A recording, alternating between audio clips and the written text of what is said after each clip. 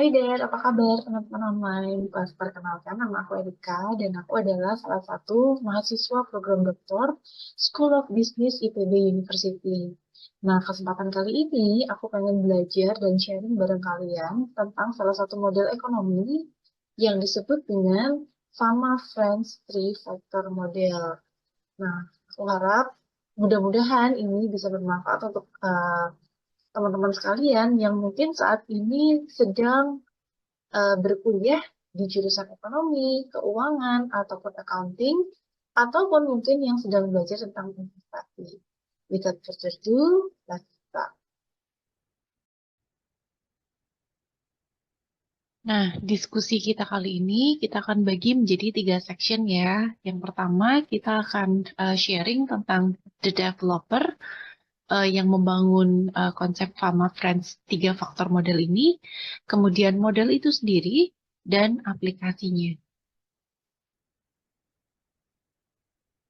Oke, yang pertama tentang penemunya the developer sudah pasti karena namanya Fama Friends, penemunya ada 2 orang, yaitu satu Profesor Eugene Fama dan yang kedua adalah Profesor Kenneth Friends. Nah, keduanya ini mempublikasikan atau memperkenalkan model three factor model ini ke publik pada tahun 1992 dan keduanya itu mendapatkan gelar Leo Melamed Professor of Finance atau Father of Financial Future saat keduanya itu sedang mengerjakan proyek bersama di University of Chicago Booth School of Business, Illinois, United States. Dan University of Chicago ini juga yang saat ini menjadi tempat kerja aktif bagi Profesor Eugene Fama, di mana pada saat ini beliau masih menjabat sebagai Chairman of the Center of Research in Security Price. Sementara Profesor Kenneth Friends saat ini aktif di Tuck School of Business, Hanover, USA sebagai expert on the behavior of security prices and investment strategies. Nah, keduanya ini membangun konsep yang kita kenal dengan Fama Friends Three Factor Model. Nah, kemudian pertanyaan berikutnya, apakah Fama Friends Three Factor Model yang dibangun oleh kedua profesor ini mendapatkan Nobel Prize atau enggak sih di tahun 1992 itu? Dan ternyata jawabannya adalah tidak, teman-teman. Jadi Nobel Prize itu didapatkan oleh Profesor Eugene Fama bersama 2 orang kolega lainnya, yaitu Profesor Lars Peter Hansen dan Profesor Robert Shiller, justru pada tahun 2013. Mereka mendapatkan Nobel Prize in Economic Science for their contribution to the empirical analysis of asset prices. Dan ini juga including proyeknya Profesor Fama yang mempublikasikan efficient market hypothesis.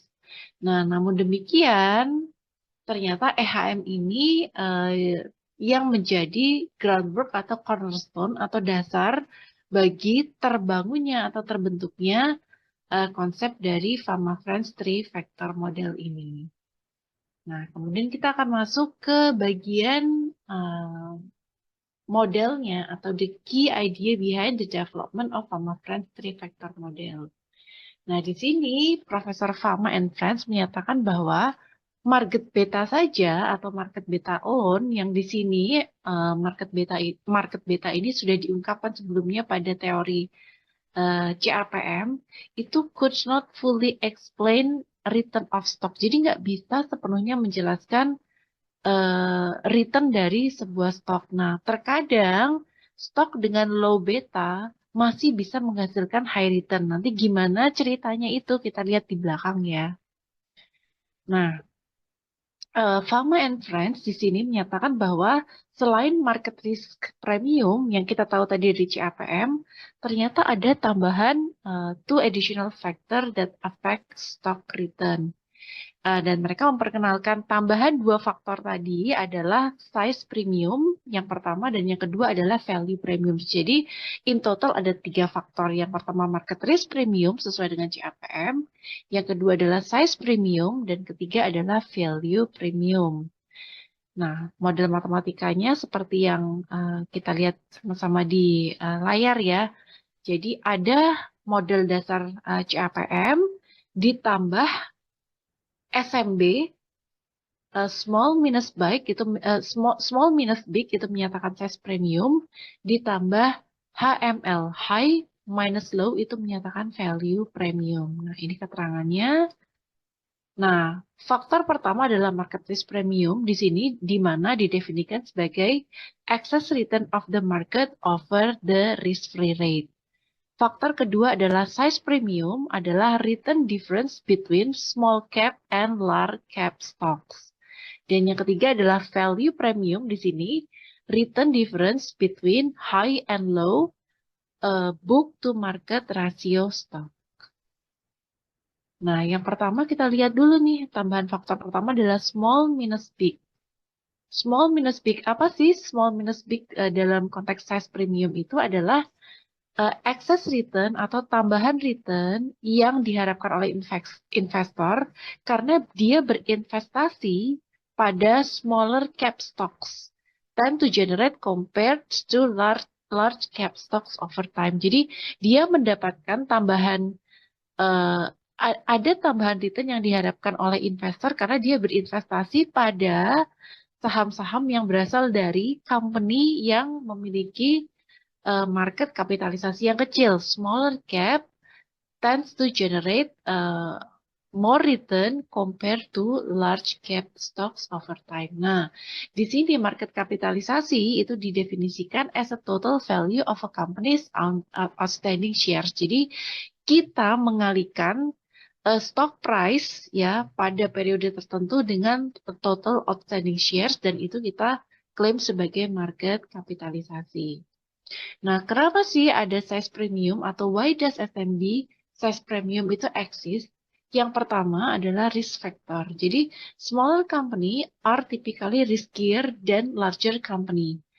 Smaller company biasanya saham-saham dari smaller company itu memang lebih berisiko karena contohnya less diversified revenue stream, kemudian more limited access to capital and more vulnerable to economic downturns. Nah, karena investor itu berinvestasi pada saham-saham perusahaan yang small cap, itu lebih berisiko sehingga kompensasinya adalah dia mengharapkan return yang lebih tinggi. Nah, return yang lebih tinggi atau excess return karena dia berinvestasi pada saham-saham dari small cap company ini itu yang disebut dengan size premium.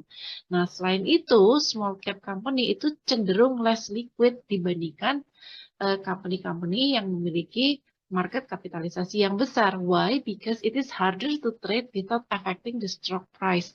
Kenapa? Biasanya stok dari smaller company itu dia melibatkan fewer trader, jadi fewer buyer dan fewer seller dan limited share offered in the market. Jadi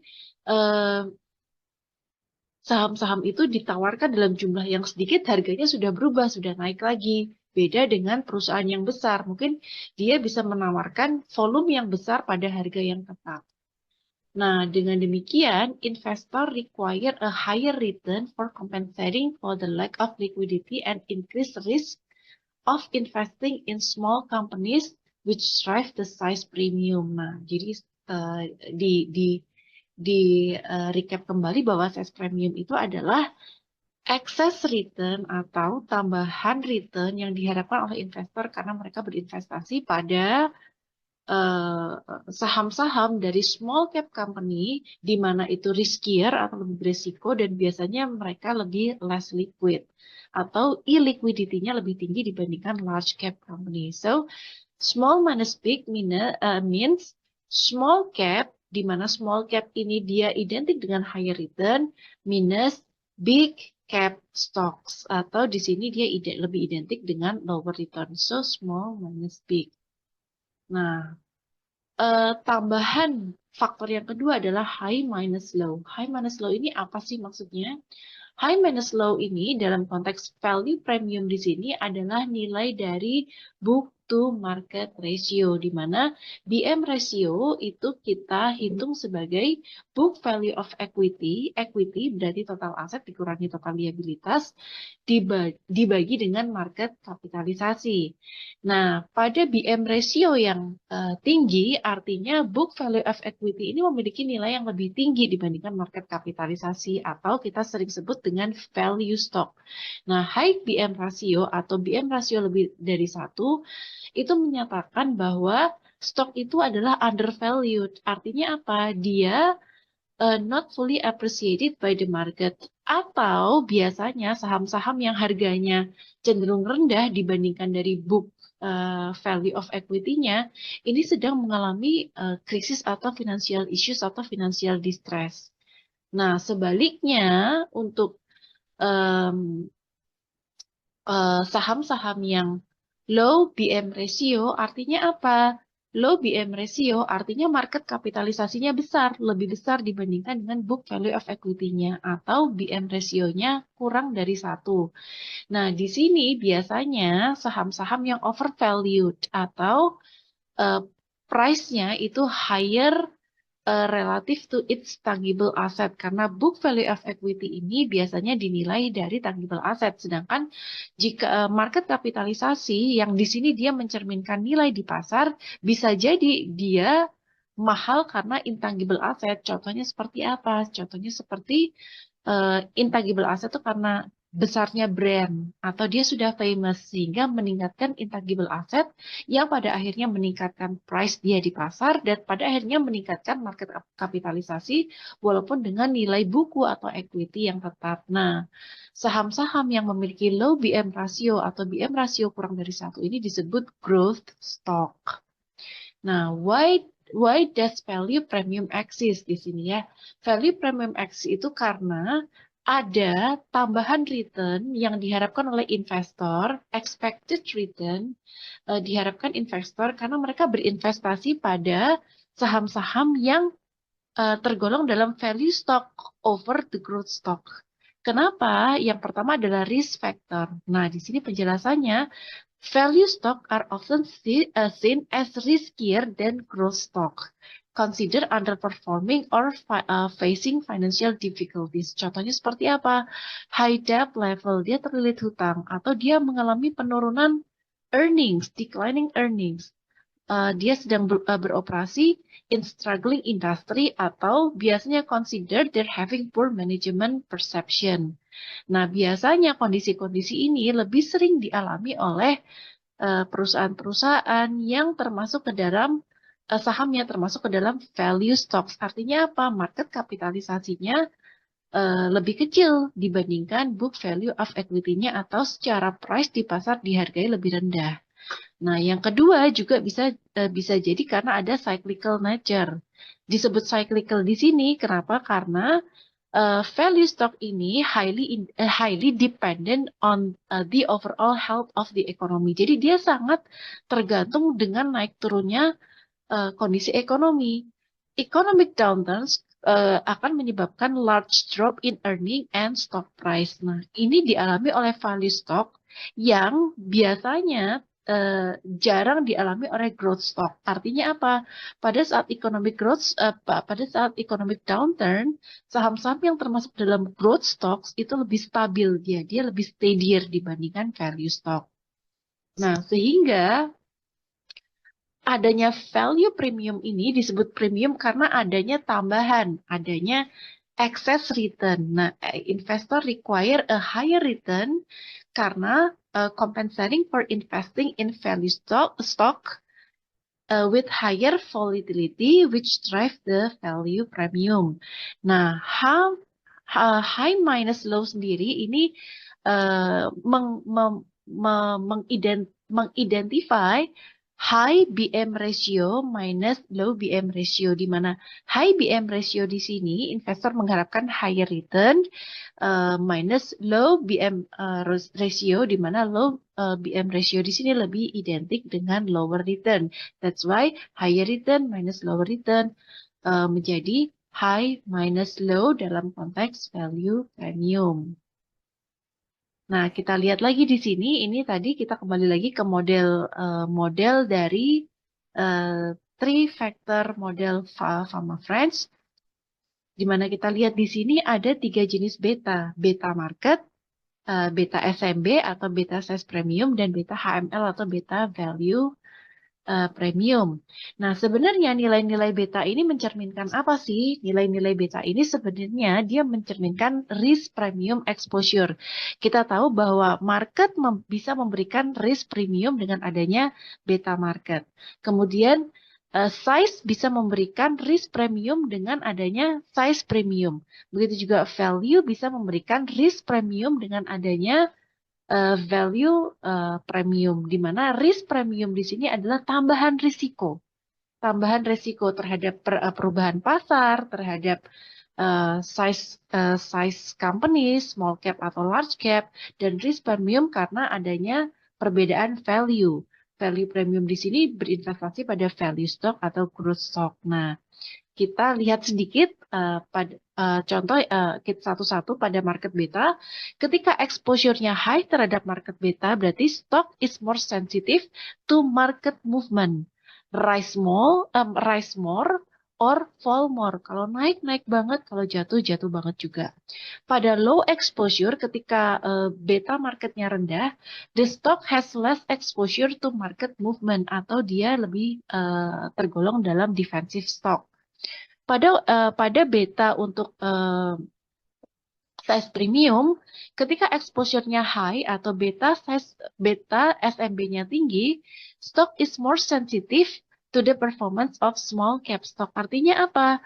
Ketika beta SMB ini tinggi, stok yang sedang kita analisis itu lebih mencerminkan atau lebih behaves more like a small cap stock. Nah, sebaliknya, in opposite, ketika beta SNB-nya itu rendah, the stock behaves more like a large cap stock. Ya, tadi yang sudah kita bahas bahwa ketika SNB-nya tinggi mencerminkan bahwa investor itu sedang berinvestasi pada stok yang lebih memiliki risiko lebih tinggi, small cap dibandingkan dengan saham-saham yang memiliki SMB beta yang rendah. Nah, hal yang sama, hal yang serupa juga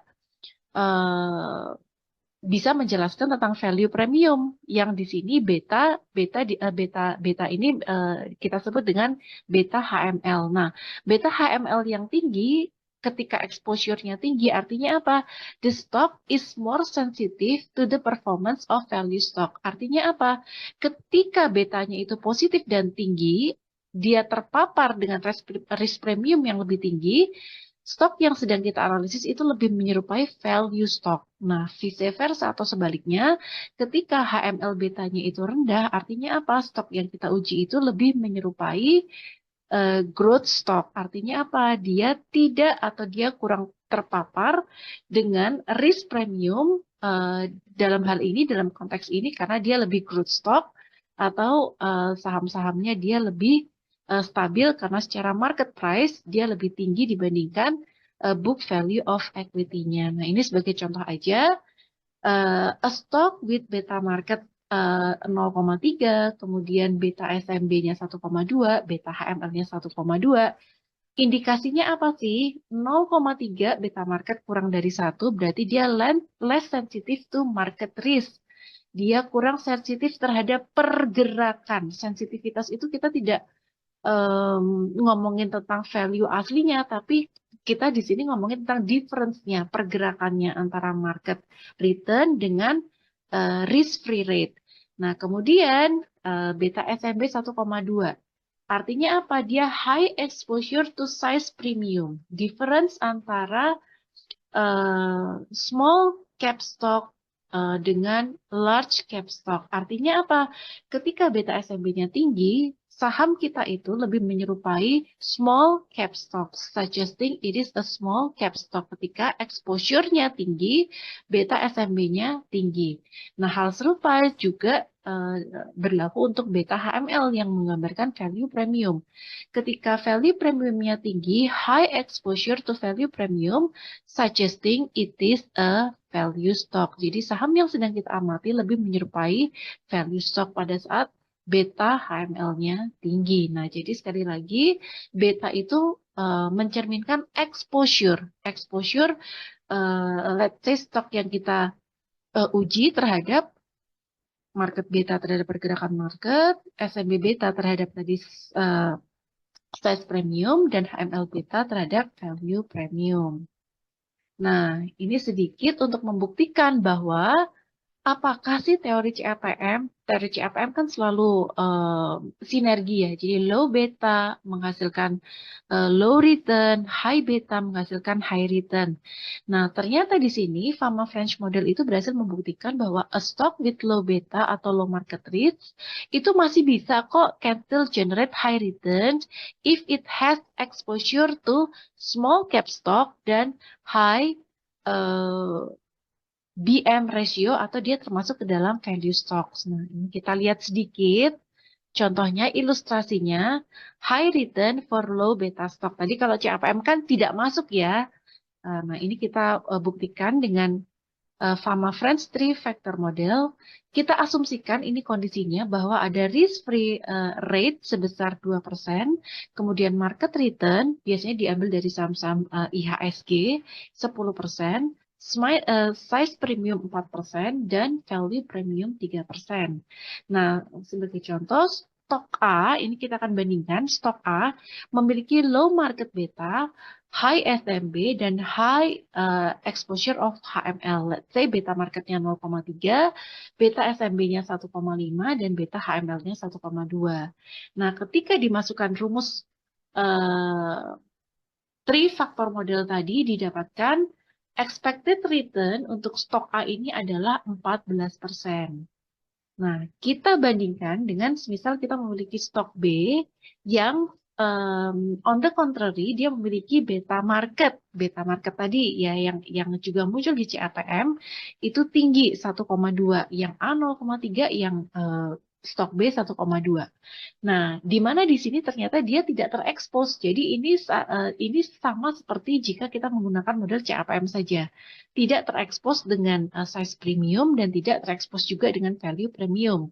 Nah, setelah dimasukkan ke dalam rumus, ternyata expected return-nya lebih rendah, hanya 11,6%, despite atau walaupun secara beta marketnya dia lebih tinggi, 1,2 untuk stok B, 0,3 jauh lebih rendah 0,3 untuk stok A, tapi ternyata dengan adanya size premium dan value premium, saham A itu bisa memberikan return yang lebih tinggi yaitu 14% dibandingkan saham B yang hanya 11,6%. Nah, pada bagian terakhir ini kita akan simulasi sedikit walaupun tidak secara detail karena perhitungannya nanti mungkin kita akan bahas lagi di kesempatan lainnya. Nah, di sini saya ingin menunjukkan sedikit bahwa ini benar loh, trifaktor model ini ternyata bisa memperbaiki bias dari model yang mungkin hanya dihitung dengan CAPM saja. Nah, sebagai contoh di sini saya mengambil 60 saham yang terindeks di IDX atau Bursa Efek Indonesia yang berasal dari sektor non-cyclical. Ada 60 yang dimana risk free rate di sini diambil dari surat utang negara atau Indonesian Bonds 10 years, dan di sini market return-nya diambil dari JKSE, ini adalah indeks harga saham gabungan IHSG pada periode ini hanya simulasi saja dari 1 Januari 2023 sampai 31 Desember 2023. Nah, di mana sih kita bisa mendapatkan data-data ini, data-data yang dibutuhkan nantinya untuk kita menghitung baik beta market, beta HML maupun beta SMB. Nah, data-data yang kita perlukan yang pertama adalah pasti annual financial report karena kita harus mengambil data equity dan total outstanding share yang biasanya itu ada di bagian balance sheet dari annual financial report. Dan yang kedua adalah historical stock price. Di sini kita pakai closing price. Nah, ini website yang biasa dipakai untuk mengambil data-data tersebut. Nah, untuk mengambil data risk-free rate atau surat utang negara Indonesian Bond 10 year ini bisa diambil dari investing.com. Tinggal dimasukkan saja periodenya nanti dan website itu akan menampilkan data sesuai dengan periode yang kita inginkan. Kemudian untuk annual financial report, karena ini adalah IDX listed company, bisa didapatkan di website resmi idx.co.id dari Bursa Efek Indonesia. Dan untuk closing price untuk saham-saham emiten-emiten ini bisa didapatkan di Yahoo Finance. Nah, case pertama. Nah, ini kita bisa lihat nanti mungkin hitungan Excel-nya di lain kesempatan. Ini hanya kita masuk langsung ke hasil dari regresi karena tadi kita tahu RI sama dengan RF ya ditambah beta market dikali market risk premium ditambah beta SMB dikali SMB ditambah beta HML dikali high minus low itu adalah sebuah persamaan regresi linear sehingga ketika kita masukkan datanya akan keluar seperti ini summary output dari hasil regresi. Nah, kita lihat di sini p-value yang signifikan itu hanya pada RM min RF di mana RM min RF ini adalah koefisien RM min RF. RM min RF di sini adalah beta dari market risk. Sedangkan untuk beta atau koefisien dari SMP dan HML di sini dia tidak signifikan. Artinya apa? Saham-saham seperti ini dia memiliki exposure yang tinggi hanya pada market risk-nya saja.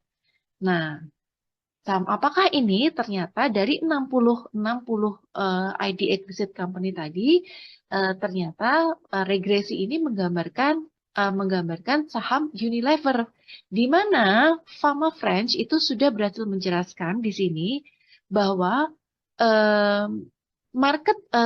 stok yang memiliki big cap atau yang memiliki market kapitalisasi yang besar itu rata-rata adalah saham-saham yang lebih less risk atau lebih tidak berisiko dibandingkan dengan small cap.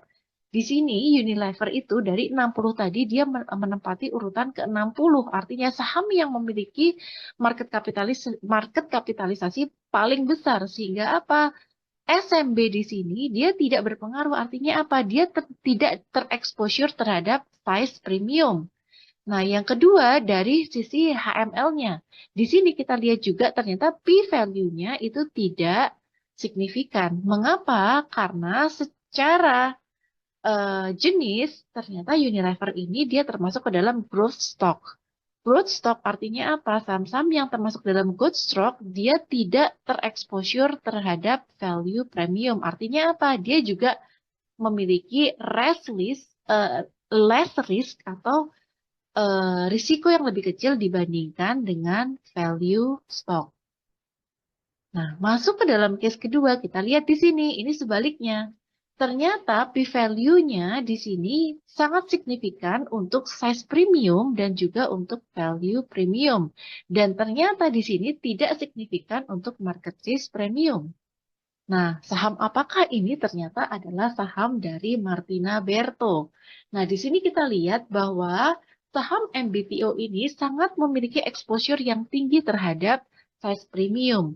Kita lihat di sini bahwa berdasarkan market kapitalisasi, urutan dari MBTO ini adalah urutan ke-6. Karena tadi kita mengurutkan dari small minus big. Secara kapitalisasi, ternyata ini urutan 6, artinya dia small cap.